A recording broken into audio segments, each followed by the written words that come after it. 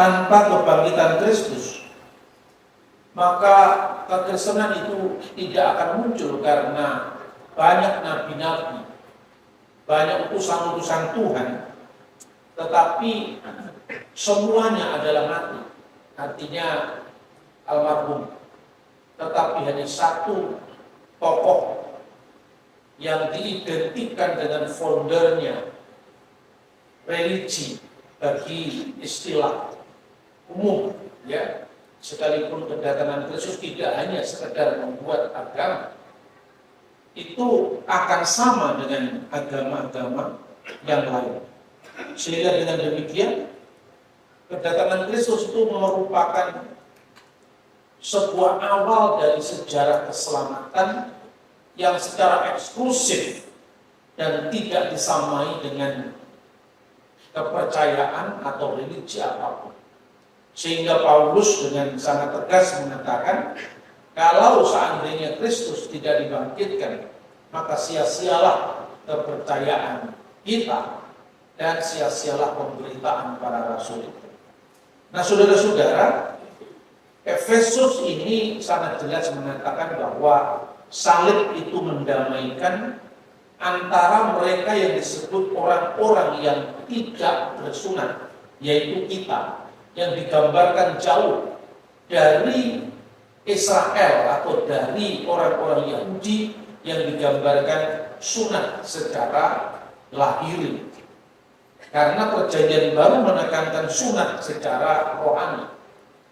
Dalam Judaisme, sesungguhnya manusia itu seolah-olah dibagi dalam dua kelompok. Kelompok yang pertama disebut Yehudi, yaitu orang-orang Yahudi. Dan kelompok yang kedua disebut Goyim, yaitu orang-orang Gentile, orang-orang bukan Yahudi. Orang-orang Yahudi ini diberikan hukum oleh Tuhan yang dikenal dengan mitzvot Torah, yaitu hukum Torah, ketentuan-ketentuan, peringatan-peringatan, dan peraturan-peraturan yang tercatat dalam Torah. Sedangkan bagi bangsa-bangsa lain, itu disebut mereka mengikuti hukum yang dinamakan hukum Noh. Karena setelah air bah, maka semua manusia itu sebelum munculnya bangsa yang terpilih oleh Tuhan untuk melahirkan Sang Mesias, di mana direalisasikan keselamatan itu lewat benih Abraham. Sehingga dalam kitab Kejadian pasal 12 dikatakan, berkat yang paling akhir diberikan kepada Abraham, olehmu semua kaum di muka bumi akan mendapatkan berkat. Nah, kepada orang-orang yang hidup sebelum zaman Musa, itu dari zaman dulu sampai sekarang, orang Yahudi pun sekarang juga mengakui itu, karena bagi mereka Mesias belum datang sampai hari ini. Bagi bangsa-bangsa yang tidak bersunat, itu berlaku yang dikenal oleh mereka, orang Yahudi, Sefa Mitzvot Bene Noah, yaitu 7 hukum yang berlaku bagi anak-anak Nuh, termasuk semua bangsa-bangsa lain selain bangsa Israel atau bangsa Yahudi. Nah, menurut sistematika para rabi, yaitu para pemimpin agama Yahudi, 7 hukum Nuh itu atau 7 hukum bagi anak-anak Nuh itu dirumuskan berdasarkan kitab Kejadian pasal 9. Tuhan memberikan istilah bahwa semua umat manusia itu mengadakan perjanjian melalui Nuh dengan Tuhan. Utaruh busurku di atas awan sebagai perjanjian antara aku dan engkau, dan pelangi atau busur di atas awan itu adalah melambangkan universalitas atau kesemestaan aturan itu. Nah, oleh para rabi misalnya disebutnya dalam buku yang namanya Talmud. Talmud itu Torah tulisan, dan sampai hari ini orang-orang Yahudi di Israel juga memberlakukan itu kepada orang-orang bukan Yahudi. Yang pertama dirumuskan dalam traktat yang namanya Traktat Sanhedrin 56a. Hukum yang pertama itu adalah larangan untuk mengadakan abudah zarat atau penyembahan berhala. Dan yang kedua, larangan untuk melakukan kelilat Hashem atau menista Tuhan, menodai agama, kira-kira seperti itu kalau istilah yang lagi tren sekarang. Yang ketiga, larangan untuk melakukan gilui arayot, percabulan atau imoralitas seksual. Dan yang keempat, larangan yang disebut gesal atau tindakan kekerasan, termasuk pembunuhan, perampokan, ya, penganiayaan. Kemudian yang berikutnya adalah sefikud damim, pertumpahan darah, atau yang dikenal dengan pembunuhan, baik pembunuhan biasa, pembunuhan berencana, itu sefikud damim. Dan yang keenam, itu apa yang dikenal dengan efer min hakai, tidak boleh makan binatang yang mati dicekik, karena itu merupakan penyiksaan terhadap sesama ciptaan Tuhan, ya. Dan juga darahnya yang adalah simbol dari nyawanya itu ada di dalamnya. Untuk merealisasikan 7 atau 6, untuk merealisasikan 6 ketentuan bagi bangsa non-Yahudi tadi, maka kemudian diperlukan sebuah institusi mahkamah hukum untuk menyelenggarakan keadilan di antara orang-orang bukan Yahudi yang disebut dinin. Jadi ada 7 hukum itu. Karena itu untuk memahami cara pikir orang Yahudi itu, kita bisa memahami apa yang dikatakan oleh Rasul Paulus dalam teks yang kita baca baru saja tadi. Karena itu, ketika mengatakan dulu kamu adalah orang asing. Kenapa ungkapan orang asing? Orang asing itu dalam bahasa Ibrani-nya ger. Nah, kalau orang-orang asing, orang-orang goyim, orang-orang tidak bersunat, itu mereka hidup di negara Yahudi atau negara Israel, ketentuan hukum Musa, mereka hanya diberlakukan hukum Nuh, tidak diberlakukan hukum Musa. Dan mereka yang melakukan hukum itu sudah dianggap layak, kata orang Yahudi, menerima kehidupan di masa yang akan datang, atau jaminan kehidupan di ulam abad, yaitu alam yang akan datang. Dan mereka disebut sebagai gertosa, orang-orang asing yang baik, atau mereka disebut sebagai hasidi umat ha'ulam, umat bangsa-bangsa yang saleh. Nah itu kira-kira gitu. Maka bagi orang bukan Yahudi memang tidak berlaku hukum Musa. Itulah pluralisme hukum yang ada dalam aturan Alkitab maupun yang ditegakkan sampai sekarang oleh orang-orang Yahudi. Dan ketika gereja mula-mula itu kan mereka mendapatkan penganut itu dari 2 kelompok. Yang pertama adalah kelompok Yahudi, yaitu kelompok orang-orang yang bersunat, baik itu murid-murid Yesus di kalangan 12 rasul maupun murid-murid Yesus di kalangan 70 murid yang lain yang disebutkan di dalam kitab Lukas pasal 10.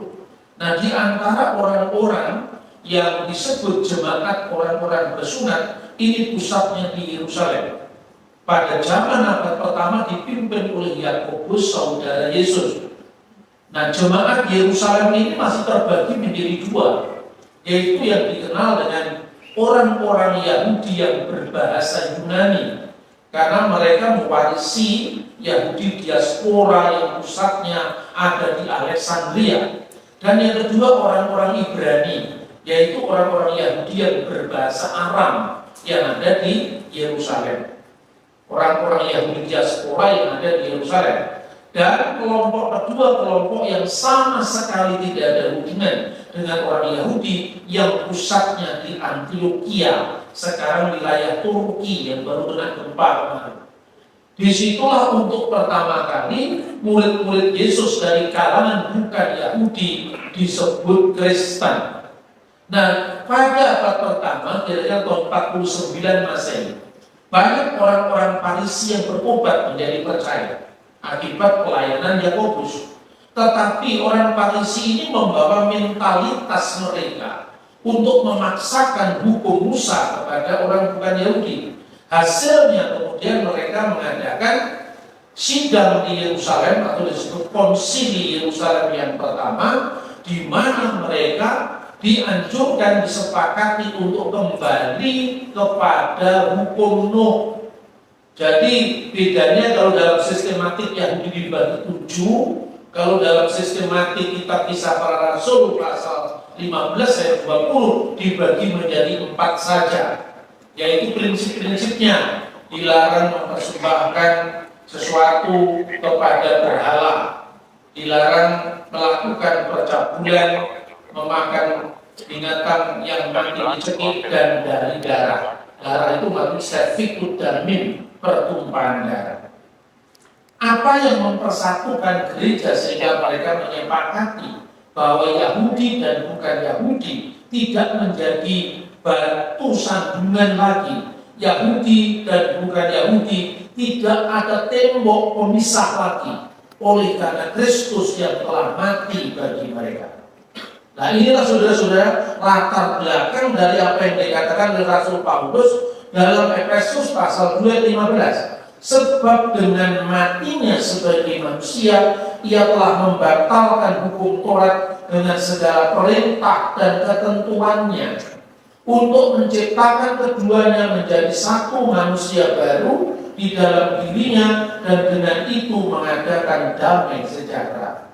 Nah, banyak orang-orang yang membaca Alkitab tanpa mengetahui konteks yang saya maksud tadi, lalu menuduh Paulus telah membuang Taurat dari kehidupan Kristen. Bahkan dari kalangan orang-orang Kristen sendiri ada teolog-teolog yang mempertentangkan bahwa ajaran Paulus beda dengan ajaran Yesus, yang muncul dari rahim Yahudi atau Yudaisme. Itu semua pusatnya pada Taurat.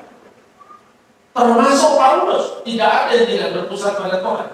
Tapi varian pemahaman tentang Taurat itulah yang tidak dipahami oleh orang-orang modern. Misalnya, jangankan Yudaisme, di mana istilah Zihadut Judaisme itu baru muncul pada masa Makabi, kira-kira tahun 150-an sebelum Masehi.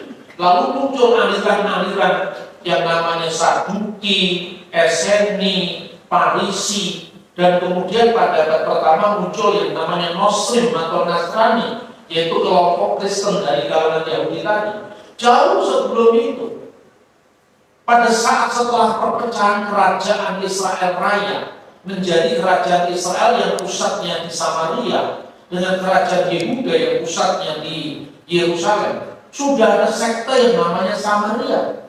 Orang Samaria itu mengaku diri sebagai Shomer HaTorah, penjaga Torah. Sementara orang-orang Saduki hanya Torah, karena mereka tidak mengakui kitab Nabi-Nabi, sama dengan orang Samaria. Sementara orang Parisi mengaku diri sebagai penafsir Torah. Begitu juga orang Eseni yang kemudian meninggalkan bagi kita naskah-naskah Laut Mati yang isinya sebagian besar Alkitab yang berusia lebih dari 2000 tahun utuh-utuh bisa kita saksikan di Museum Israel sekarang ini, mengaku diri sebagai Ose HaTorah, pelaku Torah. Sedangkan di sini Paulus mengatakan Kristus penggenap Torah. Jadi ada pelaku Taurat, penjaga Taurat, ondi Taurat, hanya Taurat saja. Kemudian pelaku Taurat bagi orang Parisi, bagi orang Eseni adalah pelaku Taurat, bagi orang Parisi adalah penafsir Taurat, dan bagi orang Kristen, Kristus penggenap Taurat. Kalau disebut dalam bahasa Ibrani adalah sebagai Sof HaTorah. Semuanya berpusat pada Taurat. Tapi bagaimana memahami Taurat itu? Kristus mengatakan bahwa Taurat itu telah digenapi dalam dirinya. Nah, makanya bagaimana penggenapannya? Kalau Yesus mengatakan aku tidak datang untuk meniadakan tetapi untuk menggenapi, cocok dengan Roma pasal 10 ayat 4, di mana Kristus adalah telos dan nomo, penggenap dari nomos atau Taurat. Tetapi kenapa dalam Efesus yang kita baca itu dikatakan bahwa sebab dengan matinya sebagai manusia ia telah membatalkan hukum Taurat dengan segala perintah dan ketentuannya. Nah, saudara, untuk itu kita bisa melihat pertama teksnya dulu ya. Di dalam bahasa aslinya dikatakan ton nomon, ton intolon indokmasin katar desas. Kata datar desas itu artinya menjadikan tidak berfungsi. Menjadikan tidak berfungsi. Apa yang tidak berfungsi? Yaitu apa yang dikatakan perintah dan ketentuan tadi. Nah, ini bicara tentang hukum Musa. Kita bisa membaca misalnya apa yang disebut ketentuan-ketentuan, peringatan-peringatan. Di sini kan disebut ada dua ketentuan, ya, dari Taurat itu. Apa yang disebut dengan intolon indokmasin. Dalam terjemahan bahasa Indonesia adalah segala perintah dan ketentuan. Kita bisa misalnya membaca bagaimana pemahaman orang Yahudi. Misalnya disebutkan di dalam Ulangan pasal 6 ayat 20. Apabila di kemudian hari anakmu bertanya kepadamu, apakah peringatan, ketentuan, dan peraturan itu yang diperintahkan kepadamu oleh Tuhan Allah kita, maka haruslah engkau menjawab anakmu itu, kita dahulu adalah budak Firaun di tanah Mesir, tetapi Tuhan telah membawa kita keluar dari Mesir dengan tangan yang kuat. Nah, karena itu Tuhan memberikan hukum ini kepada siapa? Kepada bangsa yang dibebaskan dari tanah Mesir tadi. Bangsa apa kalau bukan bangsa Israel? Dan hukum yang diberikan itu diungkapkan pertama adalah peringatan-peringatan, kedua ketentuan-ketentuan, dan yang ketiga peraturan-peraturan. Apa itu dalam bahasa aslinya? Maha edot veha hukim veha mispatim asher siwa adunai Elohenu ethen. Yang pertama adalah haedot, peringatan-peringatan. Apa yang disebut peringatan-peringatan? Jadi hukum Yahudi itu dibagi tiga itu, peringatan-peringatan, haedot, dan yang kedua adalah ketentuan-ketentuan, hahukim, dan yang ketiga adalah mispatim, peraturan-peraturan. Inilah yang disebutkan oleh Paulus. Tapi tiga klasifikasi ini yang kemudian oleh orang Yahudi disebut sebagai Taryat Misfot Moshe, itu baru abad kedua ke atas itu. Dirinci lagi menjadi 613 hukum Musa sesuai dengan jumlahnya bijinya buah delima. Makanya di Israel buah delima itu salah satu buah Alkitabiah yang bijinya itu bisa dihitung 613 isinya. Tidak tahu kalau buah delima di Indonesia. Saya pernah menghitung itu di Israel jumlahnya memang 613. Kayak buah manggis kalau di sini sekarang kan biasanya isinya berapa di luar kan sesuai dengan di dalamnya. 613 hukum Musa itu dibagi menjadi tiga tadi. Yang pertama haedot, yaitu peringatan-peringatan ini hanya untuk Israel.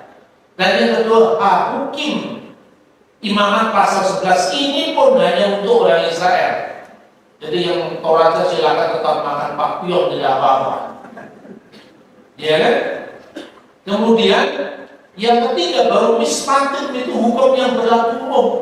Hukum ini misalnya kalau berbicara tentang hukum-hukum moral yang sifatnya umum, misalnya jangan mencuri, jangan membunuh, jangan berzina, jangan bersaksi dusta, jangan menyembah berhala, itu hukum yang berlaku umum. Makanya jangan menyembah berhala juga ada dalam hukum Nuh. Kalau dalam hukum Musa kan disebutkan lo yihye leka Elohim akhirin alpanai, jangan ada ilah lain di hadapan hadiratku. Larangan Abu dan Zarah ini juga ada dalam hukum Musa dan ada pula dalam hukum Nuh. Berlaku bagi bangsa-bangsa lain maupun berlaku bagi bangsa Yahudi. Jangan membunuh, jangan berzina, itu hukum yang berlaku umum. Jangankan kok kitab-kitab suci di KUHP pun itu juga dilarang. Itu universal law, hukum yang berlaku umum. Tapi hukum yang berlaku bagi orang Yahudi dua tadi, peringatan-peringatan dan ketentuan-ketentuan. Nah, kalau kita membaca Alkitab lepas dari konteks, ya lain lagi. Ayat dibenturkan dengan ayat, tapi dia tidak tahu konteksnya, tapi PD-nya luar biasa. Itulah yang sekarang bisa bertebaran itu di YouTube di mana saja. Maka kalau saya punya YouTube itu sebetulnya bukan saya cita-cita itu karena apa ya, tersesat di jalan yang benar bagi saya. Karena nama saya itu dicatat oleh YouTuber Kristen sendiri yang cari duit itu. Saya baru ngomong di mana, potong-potong. Jawaban Bambang Rusena 10 menit dibenturkan dengan Islam. Dia dapat duit lewat apa? Karena viewernya banyak, yang jadi korban kan saya. Seolah-olah Pak Bambang tujuannya menyerang Islam, padahal konteks ceramah saya itu tidak ada urusannya dengan Islam. Saya bicara di IAIN Salatiga. Saya diundang dengan sangat dihormati, dipasang spanduk welcome Pak Bambang Rusena. Semua dosen-dosen hadir bersama mahasiswanya S1, S2, dan itu IAIN berani untuk apa istilahnya itu, terbuka, ya, membahas sesuatu yang tabu, yaitu tentang Injil Barnabas yang selama ini jadi bahan polemik untuk menyerang keaslian Injil. Malah dibahas problematika Injil Barnabas.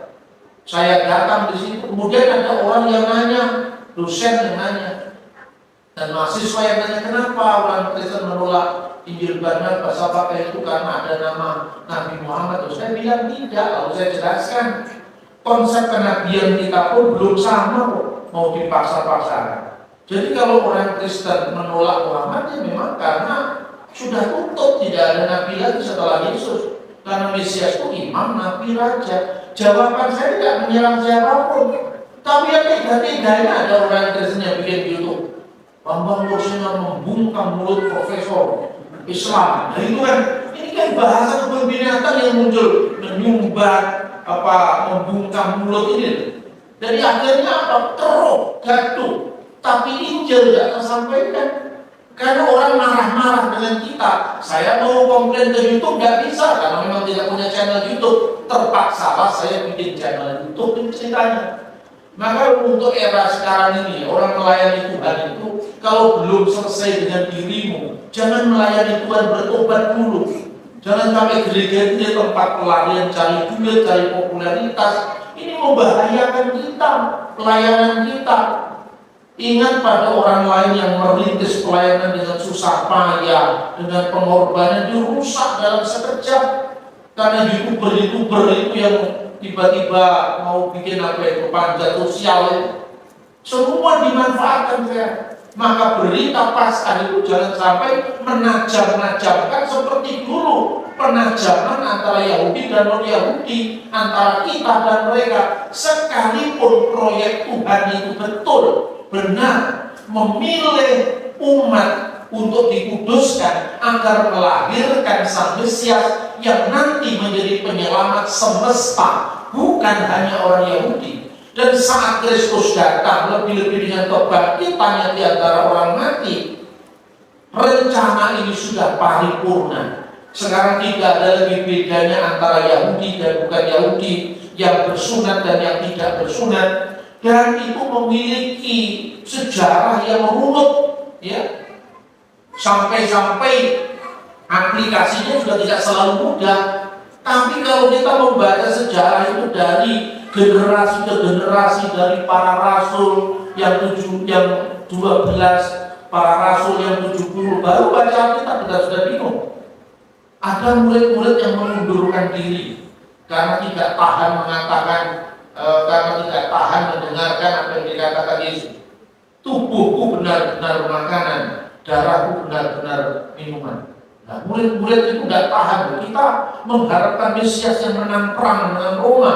Nah, ini kok malah mau mati. Maka banyak murid yang mengundurkan diri. Ayat 67 di Yohanes pasal 6. Yesus masih berkata kepada 12 murid, apakah kalian juga mau pergi juga? Seperti itu. Berarti 12 rasul kan masih utuh, kan? 12 murid masih utuh. Lalu murid-murid yang banyak mengundurkan diri itu murid mana? Berarti Yesus punya murid selain 12 murid kan gitu ya. Nah murid yang selain 12 itu 70 murid. Tidak semuanya murid disebutkan namanya sampai 70, tapi nama-namanya sebagian disebutkan. Misalnya Kleopas, seorang murid yang namanya Kleopas, dari 12 rasul kan nggak ada. Dan murid yang mundur itu kalau menurut catatan sejarah gereja kuno itu Markus sama Lukas. Nah Lukas itulah yang menyertai perjalanan Kleopas ke Emmaus. Markus itu akhirnya kembali menjadi pengikut Yesus melalui pelayanan Petrus. Nah ini pun orang Kristen bingung-bingung, tidak semua Injil itu saksi mata, lalu bingung semua. Padahal kalau kita membaca sejarah gereja clear itu. Tapi karena sejarah gereja yang kita baca ini sejarah gereja reformasi, Protestan bertengkar sama Katolik, maka semua ada kalau orang itu ngomong aliran, saya kalau finish, saya Lutheran, saya Kristen, bangganya apa? Kau bangga kok dengan aliran? Bangga itu langsung ke samuderanya. Jangan berhenti di abad 15, jangan berhenti di abad pertengahan, tapi sampai abad pertama. Ketika 16 abad mulai abad pertama sampai zaman Luther ini kosong, atau sekedar kalau kita belajar sambil lalu, bahkan mungkin sambil lari, maka ketika orang lain mencolok sejarah yang kosong tadi, kita menjadi kebingungan, kegaduhan. Yesus baru jadi Tuhan tahun 325, itu aja bingung. Karena kita tidak pernah membaca sejarah prakonsili. Gitu saudara-saudara. Dalilnya Luther sola scriptura itu dibaca ekstrim sampai semua yang dianggap kira-kira jangan-jangan ini menguntungkan Katolik, lalu semuanya ditolak. Akhirnya terjadi hingar-bingar seperti ini. Nah saya ini tampil membawa suara yang selama ini diam, tidak mau berbicara. Maka saya sampaikan, termasuk rekonsiliasi ini berlaku tidak hanya sesama Kristen yang bertengkar soal-soal teknis, tapi juga rekonsiliasi teologis antara Protestan dengan Katolik, antara Katolik dengan Ortodok, supaya doa Yesus terwujud ut omnes unum sed, agar semuanya menjadi satu seperti aku dan engkau satu, agar dunia percaya. Sekalipun suara saya ini mungkin ya hanya pertama kali itu sayup-sayup di tengah padang gurun yang tak bertepi, tapi lama-lama juga dengar juga orang lain. Maka sekarang kalau saya disebut sebagai YouTuber, itu sebenarnya saya bukan YouTuber. Ya, bukan itu karena apa? Tersesat di jalan yang benar, itu kan bukan kita kira saya. Nah saudara-saudara, mungkin yang terakhir tadi, itu juga menjadi penajaman tidak hanya pada waktu itu, sampai hari ini juga ditajam-tajamkan. Sementara orang Yahudi sendiri tidak terlalu menajamkan itu. Ya satu contoh, hukum misalnya. Hukum itu ketentuan-ketentuan dalam Alkitab. Itu misalnya Imamat pasal 11. Itu hanya untuk Yahudi, tidak untuk orang Toraja yang makan pakpiong, atau untuk orang Manado yang makan ragi, boleh saja. Lu katanya jadi babi itu mengandung cacing pita. Dia tanya kepada para dokter ini, semua daging itu ada cacing pitanya. Gak usah dicari-cari lah, orang Yahudi sendiri juga banyak yang ahli-ahli medis, mereka tidak pernah punya penelitian semacam itu. Ya kan? Kenapa? Pertama yang dilarang itu apa sih? Onta. Nah kan, yang sering bikin kota halal itu tahu nggak kalau onta juga mula-mula itu hukum pertama, nggak boleh dimakan. Bahkan ada orang Arab tertentu, ini jangan disamakan dengan Islam ya, yang minum kencing unta sebagai obat.